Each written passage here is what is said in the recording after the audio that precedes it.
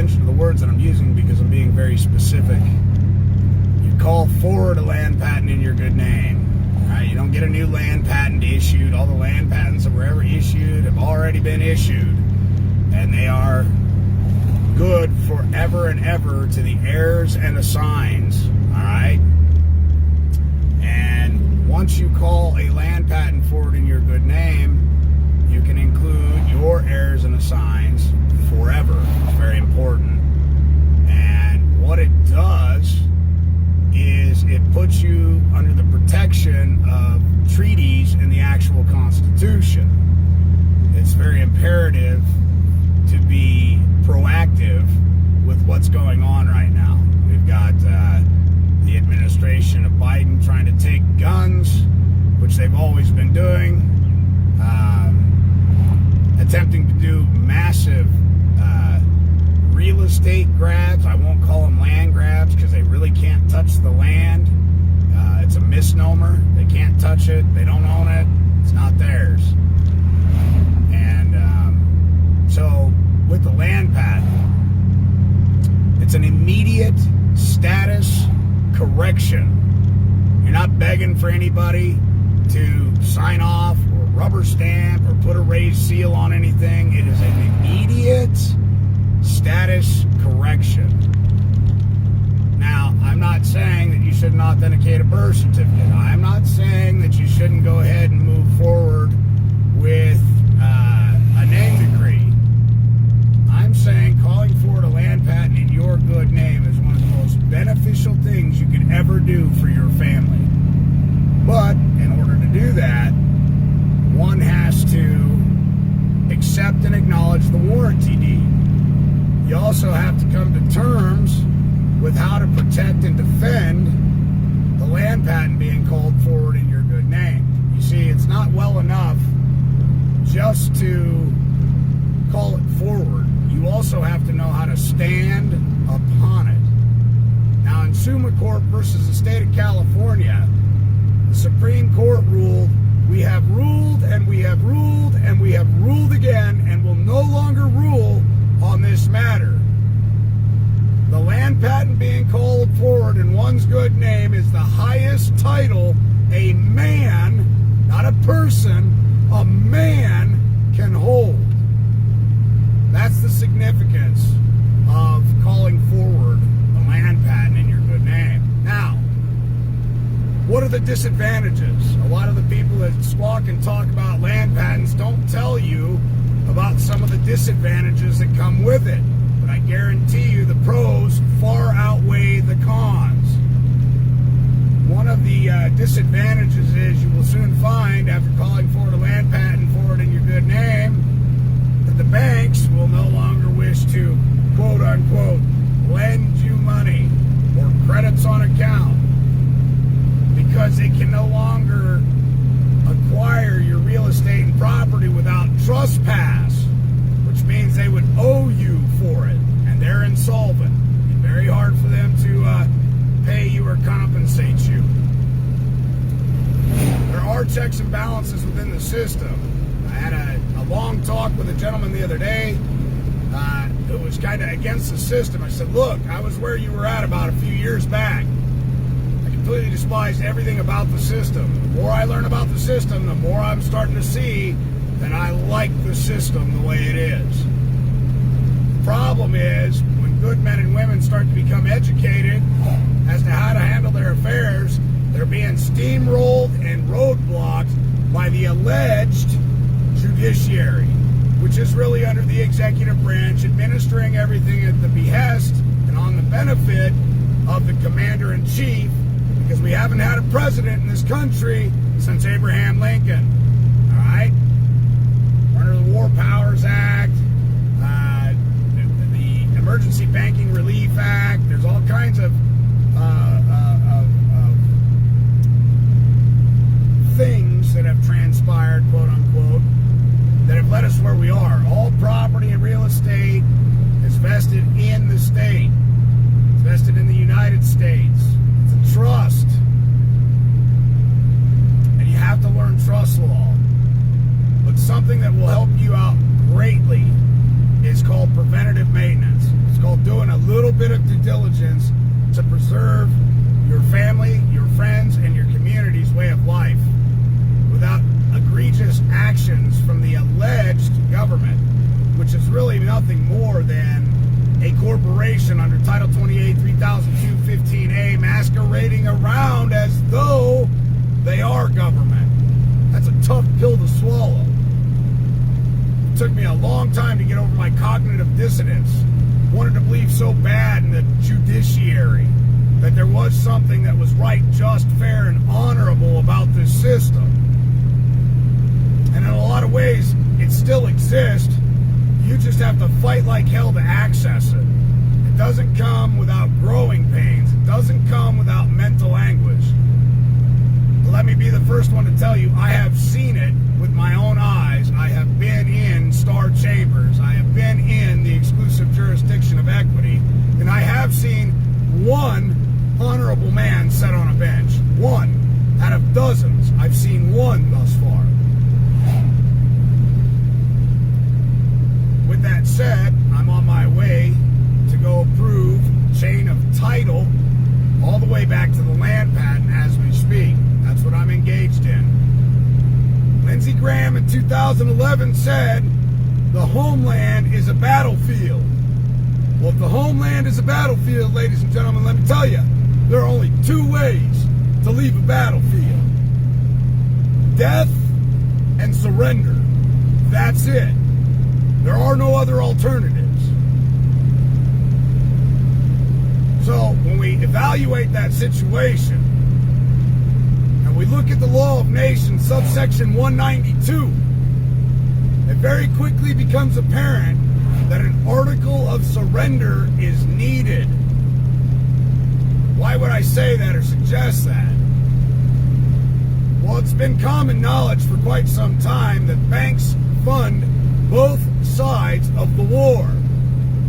Well, what many people don't realize about that is the fact that the victor of the war is liable for the loser's debt. The one who surrenders ultimately's debt is paid by the victor of the war. So if Lindsey Graham stated in 2011 that the homeland is a battlefield, which he wasn't mistaken, ladies and gentlemen. These people aren't making mistakes when they're telling you on national television what's going on. Donald Trump, in his State of the Union address, stated on national television, we must choose if we declare ourselves to be Americans or we choose to squander our inheritance. He didn't say you must choose if you're a United States citizen. He said you must choose if you are an American or if you're going to squander away your inheritance, ladies and gentlemen. Abe Lincoln rolled everything over into a trust to protect it from the bankers frivolously printing paper, worthless paper, fiat, and buying us out. All right? Everything got rolled over into a trust and is warehoused in Puerto Rico with the IRS. We don't ever want to see the IRS abolished, ladies and gentlemen. They're a tool that we use to hold people accountable. Accountable. It's a kind of interesting term considering everything boils down to double bookkeeping, entry ledgers, and accounting. Period. It's what it is. Got to start to comprehend the difference between the letter of the law and the spirit of the law. Although I may have violated the letter of the law, if I didn't violate the spirit of the law, then there is no law that has been violated. Period. In order to do an unlawful act, somebody must have incurred harm, damage, and loss due to either my negligence or my actions.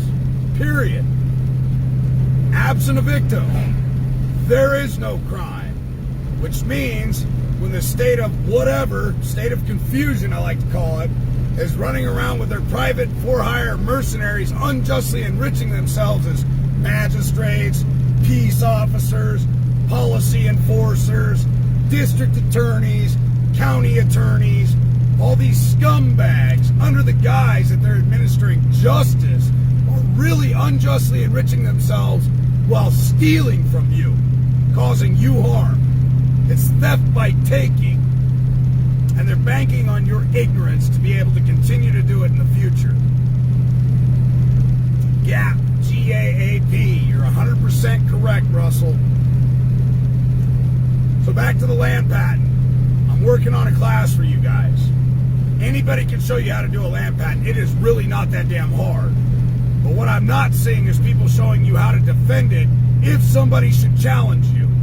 I'm not seeing the process that puts everybody on notice, the proper authorities on notice to invoke the protections of the treaties. I'm not seeing people tell you that. They're just saying, oh, go hang it for 61 days, send it to the prosecutor, that's good. No, it's not. It's not good enough. All right? When you run your own company, you quickly realize that you're not talking to the low man on the totem pole. You're always looking to talk to the highest man on the totem pole in order to establish superiority and get a binding agreement with all the low rent agents and agency below that. So just simply sending it to the district attorney doesn't cut the cheese, ladies and gentlemen. The next thing is understanding how to defend it. That's what's so important about the class. The class is going to go through 180 years of case law and how it all came to be and what's so important about the land patent. And I'll just give you a little hint. You go look up Sumacorp versus the state of California. That case right there was so powerful, it gives me goosebumps talking about it. All right? So with that said, I'm on my way to verify a chain of title, because that is one of the quintessential elements of calling for the land patent in your good name. The second element of it is going to be getting a hold of the Bureau of Land Management. Now in Nebraska, it's very unique. Nebraska's Bureau of Land Management has actually held all the documents are warehoused in Wyoming. So with that said, your state may be different. Texas and Colorado are two very intricate states that require a little different procedure in order to call it forward in your good name. Texas was a republic, and for all intents and purposes still is. The governor issued the land patents in Texas, versus in Nebraska, it would have been the president of the United States at the current time, which was really the commander-in-chief of the military. So who else do you think you're going to put on notice when you execute and call forward your land patent in your good name? You're going to be putting the DOD on notice, aren't you? Because they're in charge of everything. Absolutely fucking everything. All right? So it's time we put them on notice as Americans, and we're tired of putting up with tyrannical bullshit from tyrants masquerading around as government. They're not government. You have administrators, period. All right? Government doesn't require fees and fines from the people to execute their duties. They're already being very well compensated for that. Only corporations accept fees and fines, penalties. All right? So with that said, I hope that opened your eyes a little bit. For those of you that are still in the dark, I would implore you to check out Title 28, 3002, 15A. It's just a short, simple little read. And just let that seed resonate in your mind. The United States, by federal definition, is a corporation. That means the state of Nebraska, state of Utah are all subsidiary corporations. The governor is a president of a corporation, period. End of story. With a DUNS number, QSIP numbers, CRIS numbers, accounts. It's all one big corporation. beautiful thing about the system is, if you learn it and learn how to utilize it properly, it's all set up to benefit you. But it's a matter of ascending of the mind and seeing it for what it really is. And with that said, I'm going to let you guys go. As I told you before, I don't preach about the shit I haven't done. I think it's a great disservice that many of these people out here speak about shit they have no idea what they're talking about. They heard it, they read it to be a fact, they saw somebody else do it, and they regurgitate it, but they have no first-hand knowledge, experience, or anything in what they're trying to preach or teach, and in doing so, they're causing harm to their fellow man. So I appreciate all your guys' support. Thank you for giving me the ability to do what I'm doing now, which is take action to help my fellow man, to lead by example. And I really appreciate each and every one of you, because without you, none of this is possible. I'd be back swinging a hammer, which I'm perfectly content with. In a lot of ways, I wish that I would have never woke up. I had a lot more peace of mind back in the day just going to work. In fact, everybody would always ask me, where are you going, Derek? Vacation. Vacation? You go to vacation every day? I said, yep. Every day I put on my tool bags, and every day for 8 hours to 12 hours a day, I'm on vacation, because I can't focus on anything else but the task at hand. I have no time to think about anything else, because everything I do requires acute attention to detail. And in a lot of ways, I miss it. I miss building houses. I miss building buildings. I miss doing something constructive with my hands, for which I can turn around at the end of the day and look back and get the instant gratification of saying, yeah, I stood those walls today. Yeah, I stick framed that roof today. Yeah, we poured that concrete today, and it'll be there for the next 100 years.